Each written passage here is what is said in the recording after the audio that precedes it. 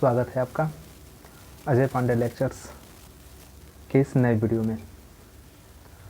आज हम लोग क्लास 12 फिजिक्स का जो है लेसन 2 दूसरा अध्याय शुरू करने वाले हैं, जिसका नाम है वैद्युत विभव तथा विभवांतर।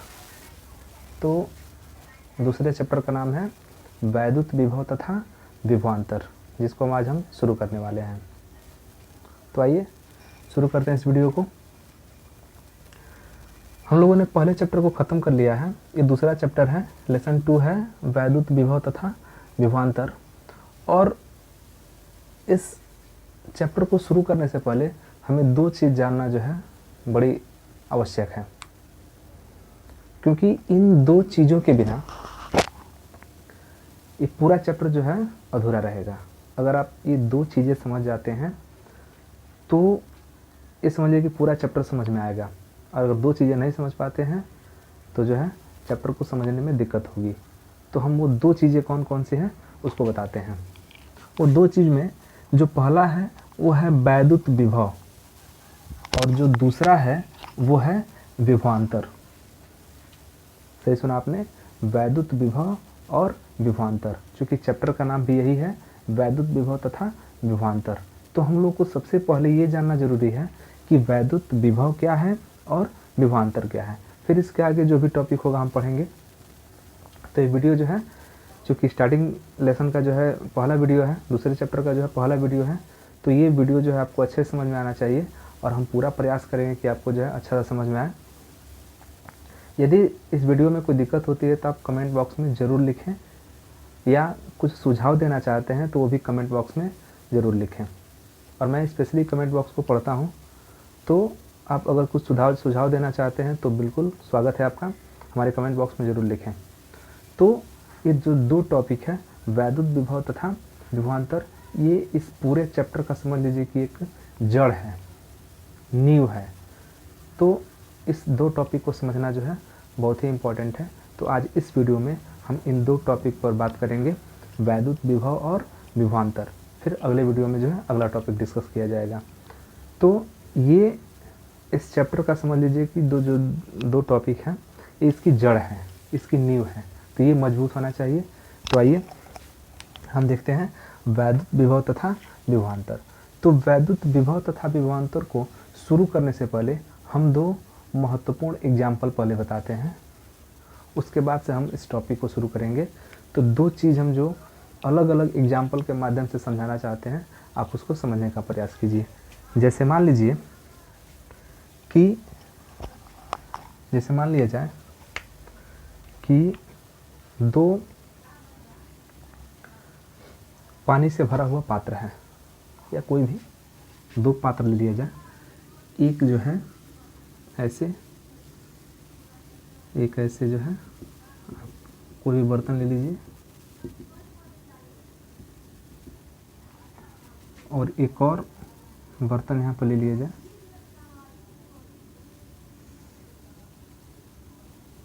इसमें भी थोड़ा सा पानी रहेगा। तो दो अलग अलग बर्तन हैं, और दोनों की विशेषता क्या है कि ये इनका लेवल अलग अलग है। ये मान लीजिए आपका कि ये जो है ये पृथ्वी तल है, पृथ्वी तल, ये पृथ्वी तल है। और पृथ्वी तल से इस लेवल पे आपका जो है पहला बर्तन है, और दूसरा बर्तन जो है दूसरे तल पर है। तो पृथ्वी तल से दो लेवल पर जो है दोनों बर्तन हैं। और अगर इसको हम एक पाइप के द्वारा कनेक्ट कर दें, अगर इसको हम एक पाइप के द्वारा जो है कनेक्ट कर दें, तो द्रव का प्रवाह जो है कहाँ से कहाँ होगा इसमें। ये मान लीजिए कि ये लेवल 1 पर है और यह लेवल 2 पर है। दोनों दो बर्तन लिए गए हैं, दोनों में द्रव भरा हुआ है, और एक को जो है एक बर्तन को थोड़ा नीचे डाउन करके रखा गया है और एक बर्तन को ऊपर करके रखा गया है। एक का लेवल नीचे है, एक का लेवल ऊपर है, और दोनों को एक पाइप द्वारा अगर कनेक्ट कर दिया जाए, एक दूसरे से जोड़ दिया जाए, तो जो है द्रव का प्रवाह कहाँ से कहाँ तक होगा, ऊपर वाले बर्तन से नीचे वाले में होगा या इस नीचे वाले बर्तन से ऊपर वाले बर्तन में होगा। तो द्रव का प्रवाह कहाँ होगा, तो जनरली कोई भी कह सकता है कि जो द्रव का प्रवाह होगा ये ऊपर वाले बर्तन से नीचे वाले बर्तन की तरफ होगा। और जनरली आप लोग जानते भी हैं कि द्रव जब भी बहता है तो ऊंचे लेवल से जो है नीचे की तरफ बहता है, ऊपर से नीचे की ओर बहता है। द्रव कभी भी स्वतः नीचे से ऊपर की ओर नहीं बहता है, उसको फोर्स लगा के नीचे से ऊपर चढ़ाया जा सकता है, लेकिन स्वतः जो है द्रव हमेशा ऊपर से कहाँ डाउन होता है, नीचे की तरफ, ऊपर से हमेशा नीचे आता है। तो यहाँ पर द्रव का जो प्रवाह है वो हाई लेवल 1 से लेवल 2 की ओर हो रहा है। तो यहाँ पर एक निश्चित कारण है कि द्रव का प्रवाह जब भी होगा तो हाई लेवल से लो लेवल में होगा। ठीक उसी प्रकार एक और अगर उदाहरण लें हम कि एक यहाँ पर वस्तु रख देते हैं, एक यहाँ पर वस्तु रख देते हैं, और दोनों वस्तुओं का जो है, दोनों वस्तुओं वो के पास ऊष्मा है, दोनों वस्तुएं गर्म हैं, लेकिन दोनों बराबर मात्रा में गर्म नहीं है, एक थोड़ा ज़्यादा गर्म है, एक थोड़ा सा कम गर्म है। और दोनों वस्तुओं को जब हम सटा के रखेंगे एक में, जब दोनों वस्तुओं को सटा के रखेंगे तो यहाँ पर ऊष्मा का प्रवाह होगा। यहाँ पर किसका प्रवाह होगा, ऊष्मा का। इस वस्तु को अगर हम ए मान लें, इस वस्तु को अगर बी मान लें, इसको थोड़ा सा हम मान लेते हैं कि ये अधिक गर्म है, इसको मान लेते हैं कि ये कम गर्म है। तो ऊष्मा का प्रवाह देखिए कहाँ से कहाँ तक होता है। हम लोग क्लास 11th के फिजिक्स में पढ़े होंगे कैलोरीमिति का सिद्धांत।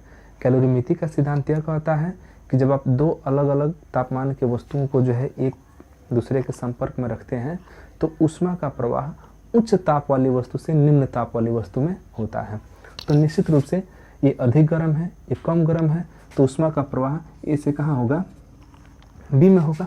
ठीक उसी प्रकार जैसे द्रव का प्रवाह हाई लेवल से लो लेवल में हो रहा था, हाई लेवल से लो लेवल की तरफ हो रहा था, ठीक उसी प्रकार ऊष्मा का प्रवाह अधिक ऊष्मा वाले से कम ऊष्मा वाले में होता है। इन दो एग्जाम्पल से यह समझ में आता है कि जो यहाँ पर द्रव का प्रवाह है ये उच्च से निम्न की ओर हो रहा है, ऊष्मा का प्रवाह है उच्च से निम्न की ओर हो रहा है। तो ठीक उसी प्रकार जैसे द्रव का प्रवाह उच्च से निम्न की ओर होता है, तो वो क्यों हो रहा है, यह इसके लेवल के अंतर के कारण। ये स्तर, लेवल को हम क्या बोलते हैं, स्तर, स्तर के अंतर के कारण। यहाँ पर ऊष्मा का प्रवाह, इसका एक अपना तापमान है। ऊष्मा का प्रवाह किस पर निर्भर करता है, तो ताप पर निर्भर करता है। इसका तापमान कुछ अलग है, ताप अपना एक गुण होता है, किसी भी ऊष्मा का जो है ताप क्या है, एक अपना गुण है। तो यहाँ पर ताप के अंतर के कारण इसका तापमान कुछ अलग है, इसका तापमान कुछ अलग है, तो तापमान के अंतर के कारण यहाँ पर ऊष्मा का प्रवाह हो रहा है। तो उसको हम कहते हैं कि तापांतर के कारण ऊष्मा का प्रवाह हो रहा है। ठीक उसी प्रकार अगर हम दो आवेशित वस्तु ले लें, यहाँ तो आप समझ रहे होंगे कि द्रव का प्रवाह उच्च से निम्न की ओर, ऊष्मा का प्रवाह उच्च से निम्न की ओर। तो यहाँ पर ऊष्मा का प्रवाह का कारण कौन है, तो तापांतर है, ताप का अंतर। जितना ही ज़्यादा ताप का अंतर होगा उतना ही ऊष्मा का प्रवाह होगा। ताप का अंतर कम होगा, ऊष्मा प्रवाह भी क्या होगा, कम होगा। ताप बराबर हो जाएगा, ऊष्मा प्रवाह बिल्कुल बंद हो जाएगा। यहाँ पर भी जितना हाई लेवल होगा उतना ही द्रव तेजी से गिरेगा, जितना ही लेवल डाउन करेंगे, दोनों को बराबर कर देंगे, एक लेवल में ला देंगे, द्रव का प्रवाह बंद हो जाएगा। तो यहाँ पर लेवल के अंतर के कारण द्रव बह रहा है, यहाँ ताप के अंतर के कारण द्रव बह रहा है। ठीक उसी प्रकार अगर हम कोई धातु ले लें, अगर हम कोई धातु ले लेते हैं,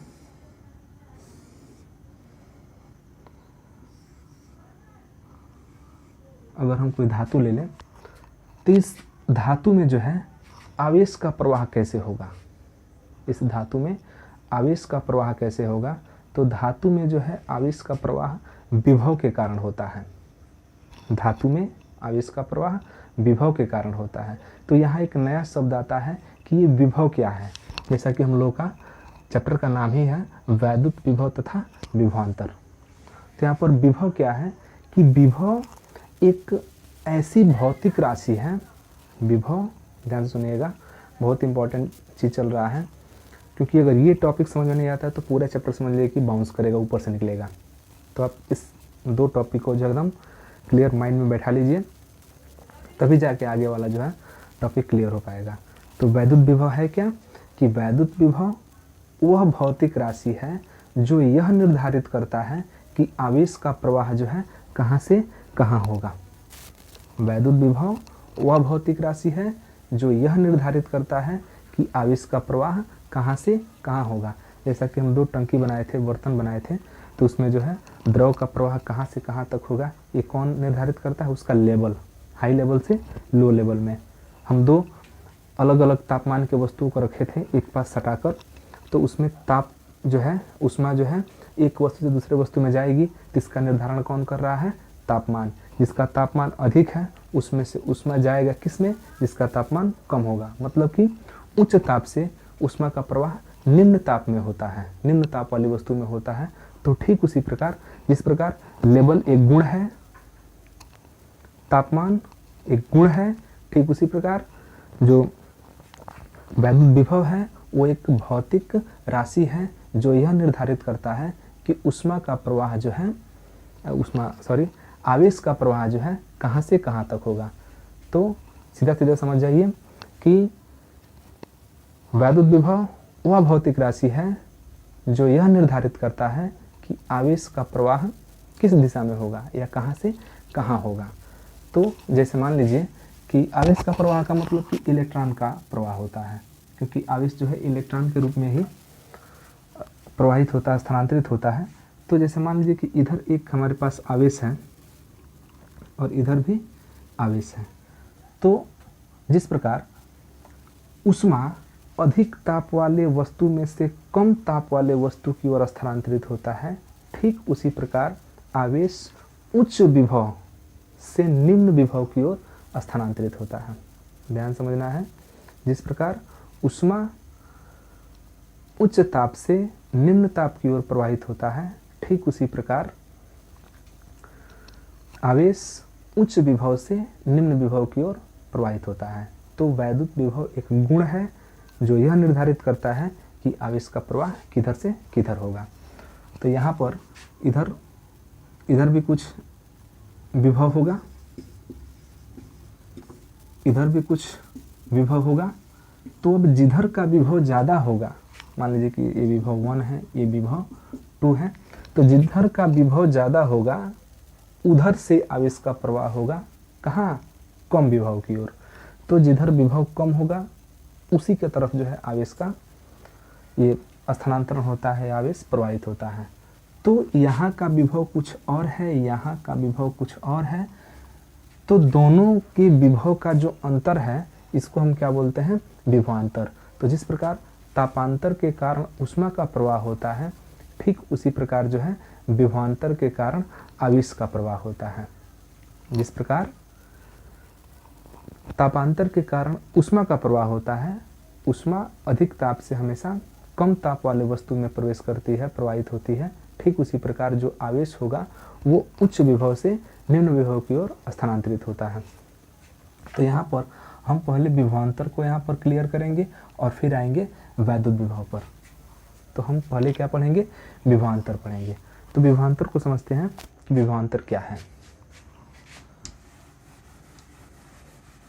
तो विभवांतर को हम समझाते हैं, फिर इसका परिभाषा लिखा जाएगा। तो विभवांतर देखिए है क्या।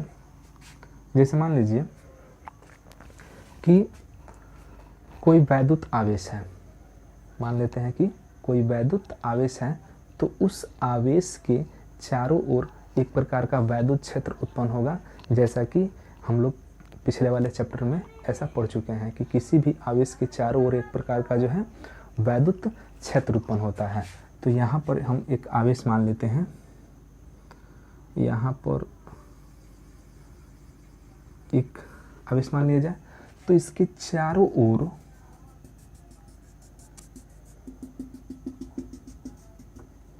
इसके चारों ओर एक प्रकार का वैद्युत क्षेत्र होगा। हम आवेश को यहाँ मान लेते हैं,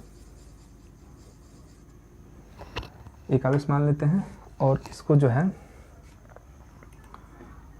कुछ नाम दे दिया जाए, Q इसको नाम दे देते हैं कि मान लेते हैं एक आवेश Q है और इस आवेश के कारण यहाँ पर जो चारों ओर हैं, ये जो डॉटेड लाइन से दिखाया गया है, ये जो है वैद्युत क्षेत्र है। तो इसको हम लिख देते हैं वैद्युत क्षेत्र।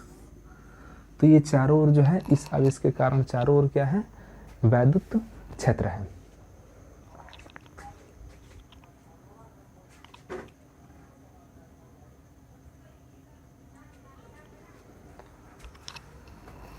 तो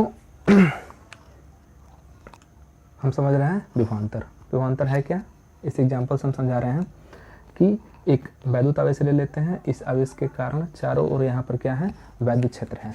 अब इस वैद्युत क्षेत्र में हम दो बिंदु लेते हैं। हम पढ़ क्या रहे हैं, हम विभवांतर को पढ़ रहे हैं, विभवांतर टॉपिक को समझ रहे हैं, फिर हम लोग समझेंगे विभव के बारे में। तो किसी बिंदु आवेश के कारण चारों ओर वैद्युत क्षेत्र होगा। अब इस वैद्युत क्षेत्र में हम कोई दो बिंदु निर्धारित करते हैं, क्योंकि अंतर के लिए कम से कम कितना चाहिए, दो चाहिए। विभवांतर पढ़ रहे हैं, अंतर है, विभवांतर मतलब विभव का अंतर। तो अंतर तभी निकलेगा जब दो राशि होगी, दो पॉइंट होगा, दो चीज होगा। तो इसलिए हम यहाँ पर दो बिंदु निकाल ले रहे हैं।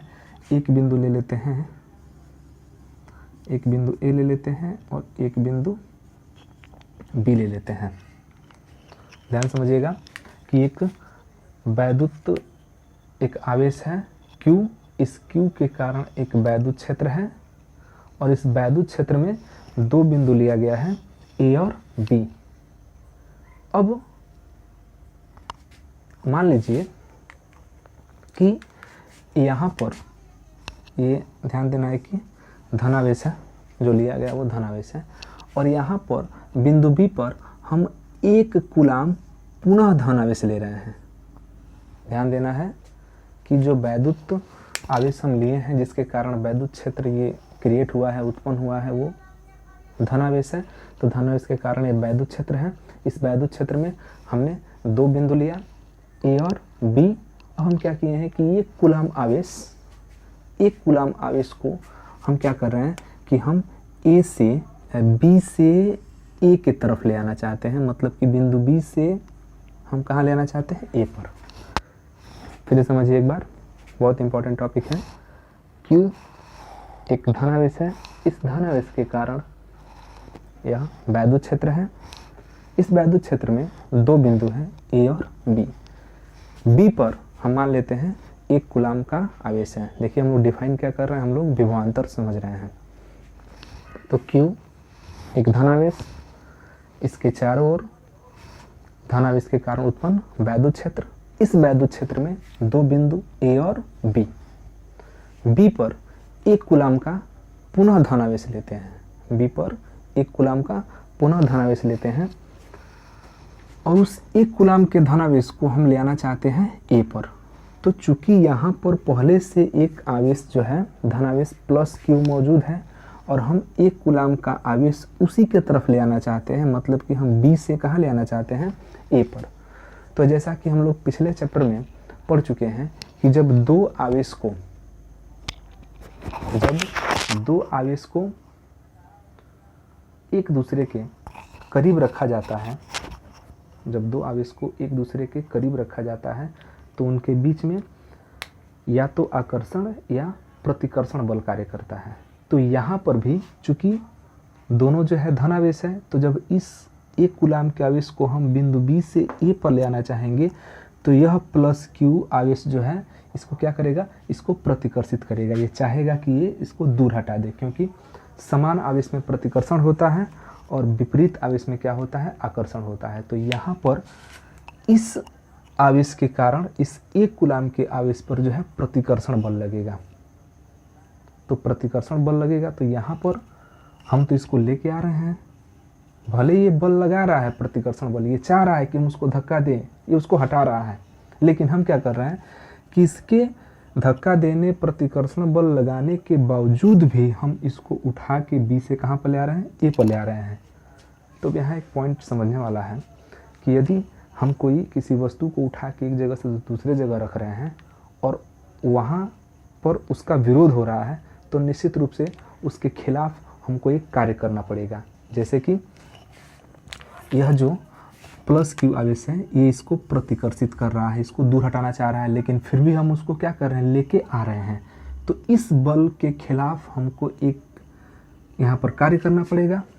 मतलब कि अगर एक कूलाम के आवेश को हम बिंदु बी से ए पर ले आते हैं, तो इसके प्रतिकर्षण बल के विरुद्ध हमको कार्य करना पड़ेगा, और उसी कार्य को हम क्या कहेंगे, विभवांतर कहेंगे। उस कार्य को हम क्या कहेंगे, विभवांतर। तो डेफिनेशन यहाँ पर बनेगा कि यदि वैद्युत क्षेत्र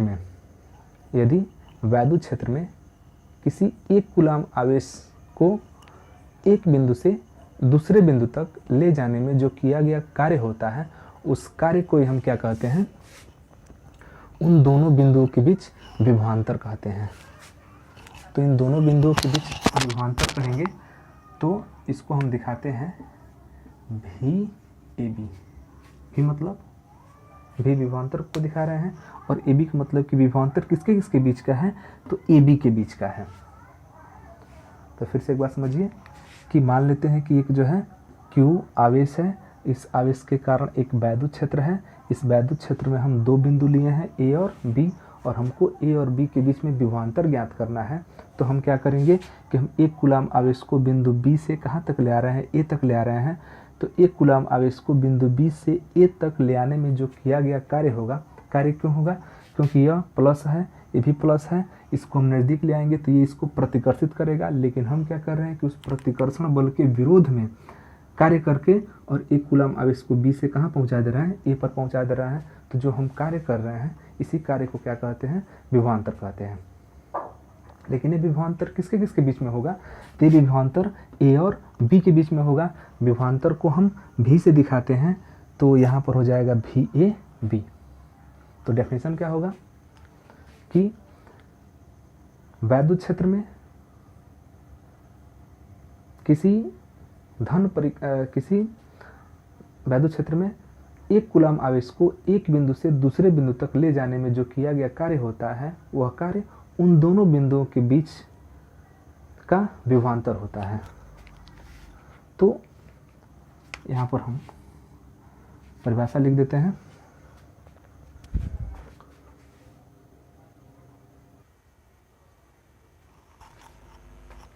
तो जैसा कि यहाँ पर परिभाषा है विभवांतर का, कि वैद्युत क्षेत्र में एक कूलाम धन आवेश को, वैद्युत क्षेत्र में एक कूलाम धन आवेश को, तो ये आपका हो गया वैद्युत क्षेत्र, और वैद्युत क्षेत्र में ये एक कूलाम जो है धन आवेश है। धन आवेश को एक बिंदु से दूसरे बिंदु तक ले जाने में, एक बिंदु से दूसरे बिंदु तक ले जाने में वैद्युत बल के विरुद्ध किया गया कार्य, ये आपके यहाँ से वैद्युत बल काम करेगा इसके, तो वैद्युत बल के विरुद्ध किया गया कार्य इन दोनों बिंदुओं के बीच वैद्युत विभवांतर कहलाता है। तो यहाँ पर एक कूलाम का, ये देखिए एक बार फिर से शुरू समझा देते हैं कि एक ये आवेश है, इस आवेश के कारण यहाँ पर वैद्युत क्षेत्र है। वैद्युत क्षेत्र में दो बिंदु लिया गया है, एक ए और एक बी। हमको ए और बी के मध्य विभवांतर निकालना है। तो हम बी पर एक कूलाम का धन आवेश लेंगे, और इस धन आवेश को हम बी से कहाँ ले आएंगे, ए पर ले आएंगे। तो चूंकि यह भी धन आवेश है और यह भी धन आवेश है, तो जैसे धन आवेश इसके नज़दीक आएगा तो ये एक प्रतिकर्षण बल लगाएगा, एक प्रकार का वैद्युत बल लगाएगा। लेकिन फिर भी हम इस वैद्युत बल के विरोध में कार्य करके और आवेश को जो है हम बी से कहाँ तक ले आ रहे हैं, ए पर ले आ रहे हैं। तो बी से ए तक ले आने में जो किया गया कार्य होगा, उस कार्य को हम क्या कहेंगे, विभवांतर कहेंगे। तो परिभाषा एक बार फिर से देख लीजिए कि वैद्युत क्षेत्र में एक कूलाम धन आवेश को एक बिंदु से दूसरे बिंदु तक, वैद्युत क्षेत्र में एक कूलाम धन आवेश को एक बिंदु से दूसरे बिंदु तक ले आने में वैद्युत बल के विरुद्ध, जो यहाँ से वैद्युत बल लगेगा, उसके विरुद्ध किया गया कार्य इन दोनों बिंदुओं के बीच विभवांतर कहलाता है। विभवांतर को हम भी से दिखाते हैं। तो यहाँ पर हम दिखाएंगे भी ए बी से। भी ए बी मतलब, भी मतलब वोल्टेज, और ए बी मतलब कि ए बी के बीच में। लेकिन यहाँ पर एक चीज़ समझने वाला है कि जो 1 कूलाम का आवेश होता है ये बहुत ज़्यादा होता है, 1 कूलाम का आवेश बहुत ज़्यादा होता है। तो फिर हम इसका सटीक परिभाषा कैसे देंगे और इसका सटीक सूत्र कैसे बनाएंगे? तो सूत्र के लिए चूंकि 1 कूलाम का आवेश बहुत ज़्यादा होता है तो हम यहाँ पर 1 कूलाम न लेकर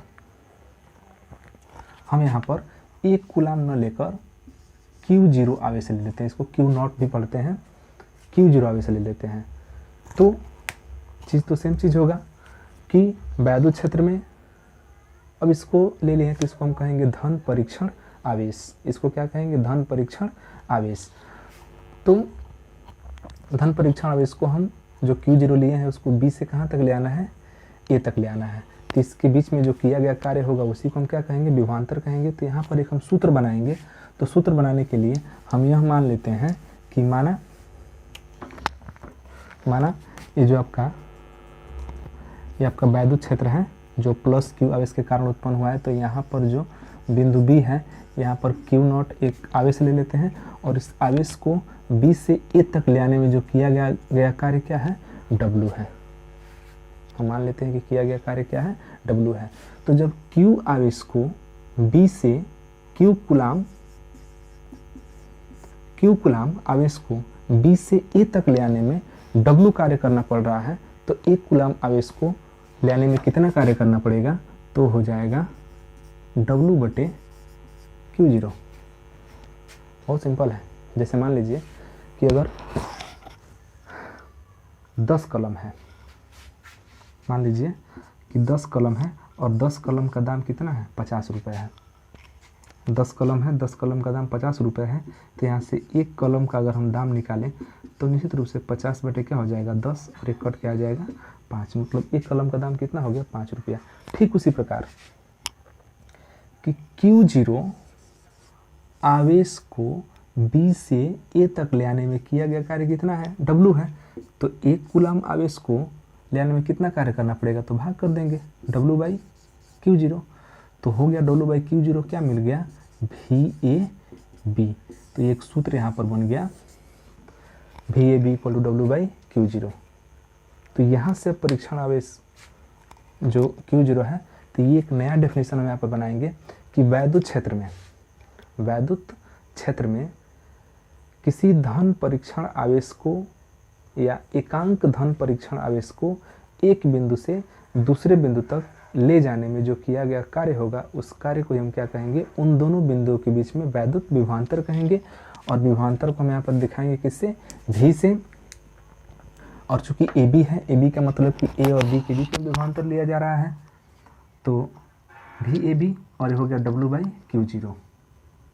Q0 देखिए यहाँ पर पहले भी वही चीज़ कहा गया था, पहले हम 1 कूलाम का लिए हैं तो ठीक है यहाँ पर 1 हो जाएगा। तो किया गया तो V जो AB है वो तो किया गया कार्य ही हो गया, जैसा कि हम लोग परिभाषा में पढ़ चुके हैं। तो यहाँ पर अगर Q0 आवेश होता, Q कूलाम आवेश होता, Q0 कूलाम आवेश होता तो निश्चित रूप से भाग कर देंगे तो यहाँ पर विभवांतर मिल जाएगा। अगर इसके मात्रक की बात करें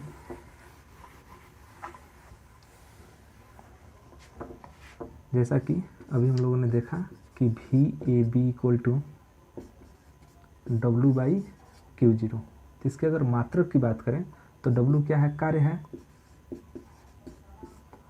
और ये Q0 क्या है? आवेश है।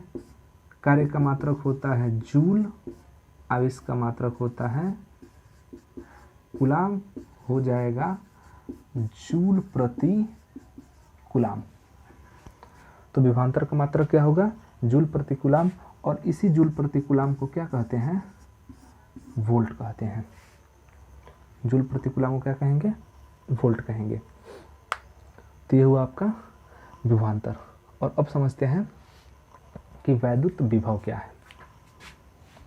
तो आप इसका स्क्रीनशॉट ले सकते हैं डेफिनेशन के लिए।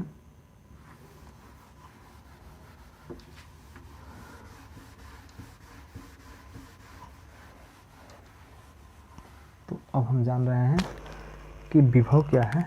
तो विभव को पहले समझा देते हैं फिर परिभाषा किया जाएगा। जैसे मान लीजिए कि ये एक वैद्युत क्षेत्र है, ध्यान समझना है यह एक वैद्युत क्षेत्र है जो किसी आवेश के कारण जो है उत्पन्न हुआ है। तो ये आपका एक वैद्युत क्षेत्र हो गया। अब क्या कर रहे हैं कि आपके पास एक Q0 धन परीक्षण आवेश है, ध्यान से समझना है। Q0 धन परीक्षण आवेश है। तो Q0 धन परीक्षण आवेश है, ये आपका अनंत पर स्थित है। ये कहाँ पर स्थित है? अनंत पर स्थित है।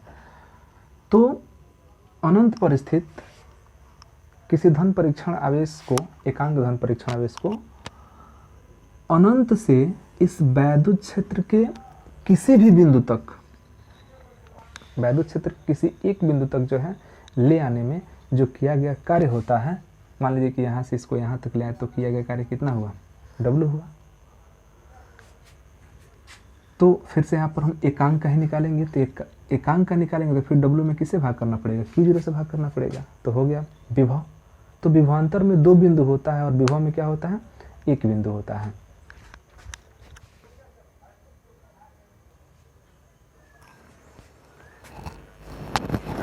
तो यहाँ पर समझते हैं विभव को कि किसी धन परीक्षण आवेश को अनंत से वैद्युत क्षेत्र के किसी बिंदु तक, कोई धन परीक्षण आवेश है, मान लेते हैं Q0 है, ये कहाँ पर है?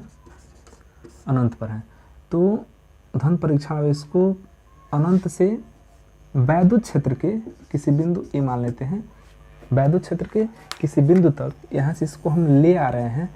तो ले आने में वैद्युत बल के विरुद्ध जो किया गया कार्य होगा, क्योंकि ये भी देखिए धनावेश के द्वारा जो है वैद्युत क्षेत्र उत्पन्न हुआ है और ये भी आपका धन परीक्षण आवेश है। तो जब इसको ले आएंगे तो ये प्रतिकर्षण बल लगाएगा और प्रतिकर्षण बल लगाएगा तो उसके विरोध में हमको जो है कार्य करके ले आना पड़ेगा। तो वैद्युत क्षेत्र ये हो गया, वैद्युत क्षेत्र में एक बिंदु ए हो गया और अनंत से किसी धन परीक्षण आवेश, ये आपका धन परीक्षण आवेश है। तो धन परीक्षण आवेश को अनंत से वैद्युत क्षेत्र के किसी बिंदु तक लाने में वैद्युत बल के विरुद्ध प्रति एकांक आवेश पर किया गया कार्य, प्रति एकांक का मतलब क्या है कि कुल आवेश आपका Q0 है, तो प्रति एकांक का मतलब कि जितना भी कार्य होगा उसमें Q0 से भाग कर देंगे तो प्रति एकांक का निकल जाएगा, एकांक का निकल जाएगा। तो प्रति एकांक आवेश पर किया गया कार्य उस बिंदु पर वैद्युत विभव कहलाता है। मतलब कि हम मान लेते हैं कि अनंत से जो है इस बिंदु पर ले आने में किया गया कार्य कितना है? W है।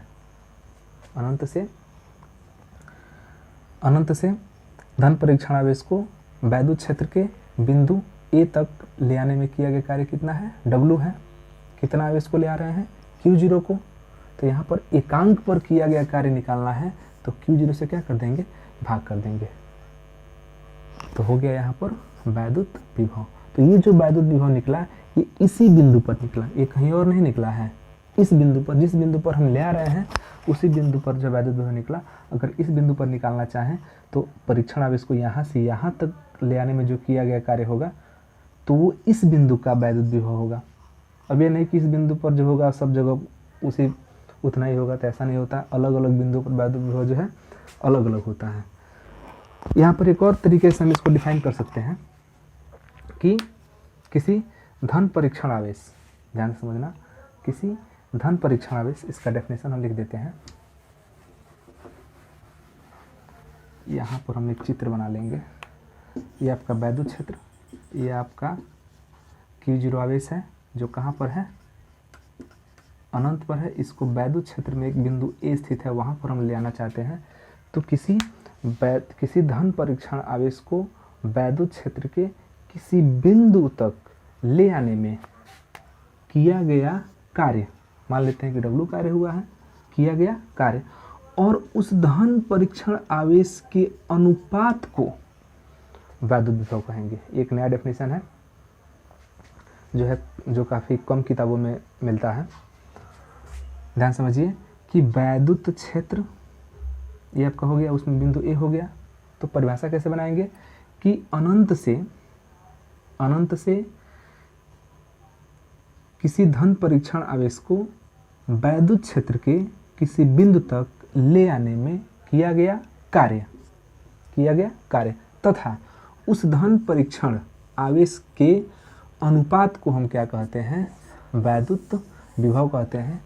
इसका भी मात्रक वही होगा जो विभवांतर का मात्रक होता है, यहाँ भी इसका मात्रक हो जाएगा जूल, इसका मात्रक होगा कूलाम, हो जाएगा जूल प्रति कूलाम, और जूल प्रति कूलाम को क्या कहते हैं, वोल्ट कहते हैं। तो यहाँ पर तो ये दो टॉपिक जो है काफ़ी इम्पोर्टेंट रहा, वैद्युत विभव और वैद्युत विभवांतर। तो एक बार फिर से हम परिभाषा को रिवाइज कर देते हैं, ये बहुत ही इम्पोर्टेंट है क्योंकि इसके बिना पूरा चैप्टर जो है बाउंस करेगा, ऊपर से निकल जाएगा। तो इस चीज़ को समझिए, एक बार फिर से परिभाषा हम याद दिला दें कि वैद्युत विभवांतर का पहले समझ लेते हैं कि किसी वैद्युत क्षेत्र में एक कूलाम आवेश को किसी एक बिंदु से दूसरे बिंदु तक ले जाने में जो किया गया कार्य होगा, उस कार्य को हम क्या कहेंगे, वैद्युत विभवांतर। ये हुआ विभवांतर का मात्रक, उसका वोल्ट होता है। और दूसरा जो डेफिनेशन है वो सामने जो है व्हाइट बोर्ड पे है कि किसी धन परीक्षण आवेश को अनंत से ले आने पर, कहाँ पर ले आने पर, उस वैद्युत क्षेत्र के किसी बिंदु पर ले आने पर उस वैद्युत बल के विरुद्ध जो किया गया कार्य होगा, तो उस एकांक आवेश पर किए गए कार्य को हम क्या कहेंगे, उस बिंदु पर वैद्युत विभव कहेंगे। और एक सबसे छोटा डेफिनेशन है कि किसी धन परीक्षण आवेश को अनंत से वैद्युत क्षेत्र के किसी बिंदु तक ले आने में किया गया कार्य और उस धन परीक्षण आवेश के अनुपात को, कार्य और धन परीक्षण आवेश का अनुपात, अनुपात मतलब बटा, तो उसके अनुपात को क्या कहेंगे, वैद्युत विभव। तो ये रहा वैद्युत विभव और वैद्युत विभवांतर। अगला टॉपिक हम अगले वीडियो में डिस्कस करेंगे। ये वीडियो कैसा लगा हमें कमेंट बॉक्स में ज़रूर लिखिए, और यदि आप कुछ सुझाव देना चाहते हैं तो स्वागत है आपका, निश्चित रूप से सुझाव दीजिए ताकि जो है आने वाला वीडियो और बेहतर हो। और अगर आप इस चैनल पर नए हैं तो इसे सब्सक्राइब कीजिए, शेयर कीजिए। धन्यवाद।